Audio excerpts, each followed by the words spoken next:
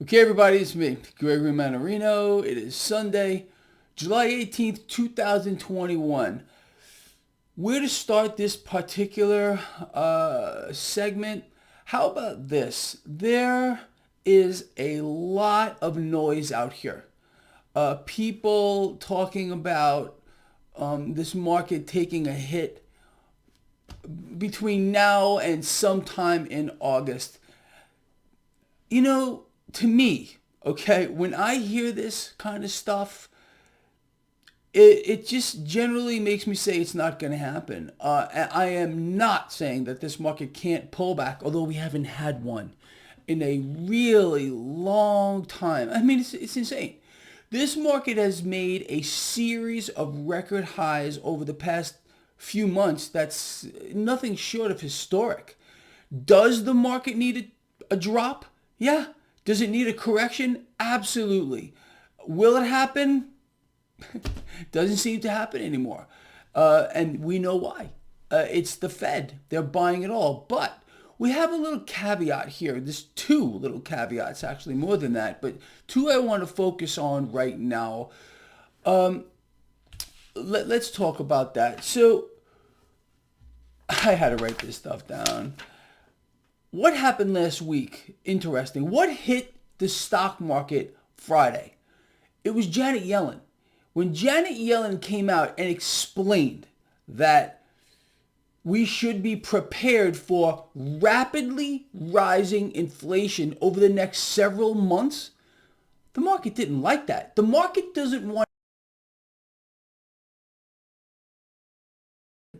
But when you have a Fed chairperson, now current Treasury Secretary, explaining this, it rattles the markets. There's just no doubt about it. Now, over the weekend here, this got followed up by the Lex Luthor of the Federal Reserve, Neil Kashkari. He's parroting Janet Yellen and saying, yes, we could look forward to, how lovely, rapidly rising inflation over the next several months. What happened to transitory? I don't know. What happened to temporary? I don't know. I told all of you since the get-go this would not be transitory or temporary or anything like that. It's utterly insane. So that hit the market on Friday, as well as, it's no secret, people. The relationship between the United States and China is not too good. It hasn't been too good in a very long time. And I think the market doesn't like that either. Okay, the market wants to hear that we're best friends. We're all going to love each other and kiss each other and have a good time. But that's not what's going on here. So the deteriorating relationship between the United States and China, I mean, in my opinion, we're in a Cold War. We've been in a Cold War with China for years at this particular time. So, that has the potential to weigh on the market too. So right now we have two factors. We got this the prospect of rapidly rising inflation, not just coming out of the mouth of Janet Yellen, former Fed chair, current Treasury Secretary, but now we have Lex Luthor, Neil Kashkari, saying the same thing. Duh! I mean, look, the bottom line is the market realizes this. You realize it. I realize it. There's no end in sight to the inflationary environment that we are in. And, I really believe the market's going to shrug it off. I really do. Why? Because the Fed is going to buy it all.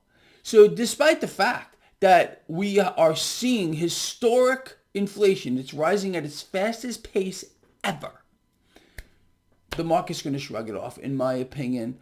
But we do have to keep our eye on the relationship with the United States and China, the saber rattling. You're not supposed to know that we are sending all kinds of military equipment over there. Big hush hush, keep that between you and I. Look, and I'll tell you this, and I covered it on Friday, I believe, Friday or the end of the week last week. A military conflict with China, even a little one, would be a boost to the stock market. Period, the end. That's how it works. And maybe they're keeping that in their back pocket too. I don't know. What else do we need to talk about here? How about this? OPEC. All right, OPEC has been obviously, we're talking about the oil cartel here, pulling crude oil higher or pushing it higher and higher and higher, dragging it out. Now, apparently, OPEC is reaching an agreement where they're going to increase production.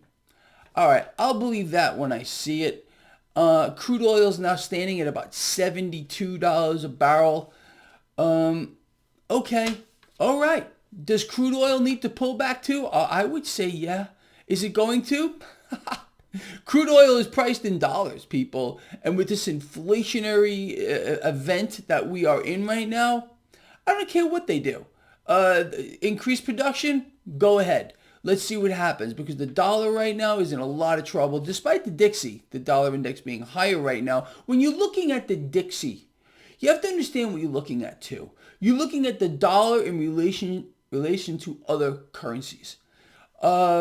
Yes, you must watch the dollar index. You must follow crude oil, and you must follow the 10-year yield to have a handle on where this market's going to go. Energy. I mean, I covered this on Friday, I think. The energy sector is up 30% this year. 30%. The financial sector has also put on amazing gains. And it's not done. We've watched some of the banks, despite blowout earnings, pull back a little bit. Let me ask you, do you think that's a buying opportunity? Well, you should, because I clearly do. All right, what else do we need to cover here? I just wrote this down here on my lovely paper, how this inflation we're seeing, people, you know this better than anybody else. This is not transitory. And at least we're getting some truth here from a couple of members of the Freak Show, Janet Yellen and Lex Luthor. And there's going to be more. You got multi-billion-dollar hedge fund managers out here, sounding exactly like Greg Mannarino, explaining that it's not temporary, it's going to get worse. And this is by design. What really gets to me? We're friends, right? We can talk. How anyone could believe the garbage, nonsense, fake news propaganda being fish-fed to you. Oh, it's temporary. Oh, it's transitory. How? I've explained to all of you for years and years, that there was no way to stop inflation from rising like it is right now. As the Federal Reserve was saying, oh, there's no inflation. This guy has explained to you that there's no way to stop it from happening because the Fed is running an inflation creation machine by design. And again, not one member of Congress, our representatives, they don't ask the Federal Reserve chairperson or a single Fed president why they are, again, issuing debt through one door and buying it back through another door, a process that is massively inflationary. They don't talk about it.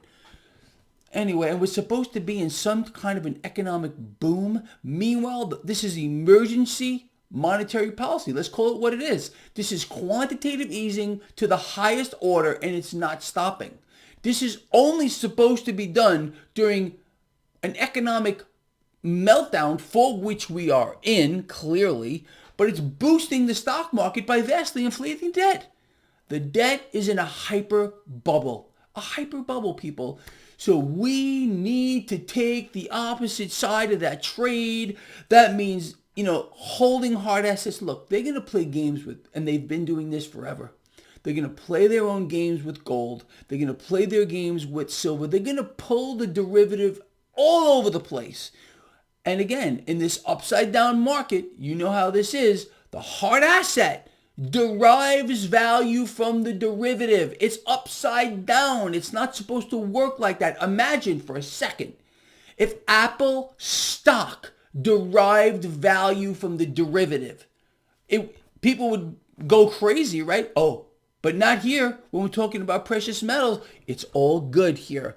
And again, everybody knows what's going on. I beat this like a dead horse. You got the Commodities Exchange. They're involved in a scam, okay, along with JP Morgan and several of other of the world's largest banks who are price rigging the price of metals or the price action of metals via the derivative. You can't possibly make this up if you try to. I have a piece of good news for you. So as you all know, on Saturday, I let the crypto kid come out here and do his own thing, talks about cryptocurrencies. Well, we got into a nice discussion yesterday. The crypto kid, in case you don't know, is a major bull when it comes to hard assets, and I'm talking about gold and silver. So he, starting next Saturday, is going to do a gold and silver report. So those of you that maybe don't like crypto, but you like gold and silver, you should tune into this. We had a lot of stuff to talk about yesterday, so every Saturday he's going to do that. And I think it's going to be interesting to see, even for me. Anyway, people, look, kind of a long video. I covered a lot of important things for you here. We need to keep our eye on what happens with OPEC. Are they really going to increase production? And is that going to hit crude oil? I don't really think it's going to. I think crude oil is going to be in a range for a while, but it's going higher. That's the truth. You got the dollar here being diluted by the Federal Reserve. It's not going to stop. They're going to increase asset purchases moving forward. That's the big secret you're not supposed to know. The Fed will be increasing asset purchases moving forward. You got the talk of rapid inflation by Yellenstein and Lex Luthor. That's going to rattle the market. So keep your eye on the 10-year yield. Keep your eye on crude and the dollar. That's it. And of course, every single day, I will keep you ahead of the curve with my market reports. This guy loves you a lot, and I mean that. Please get this video out there, share it, and I'll see you tomorrow.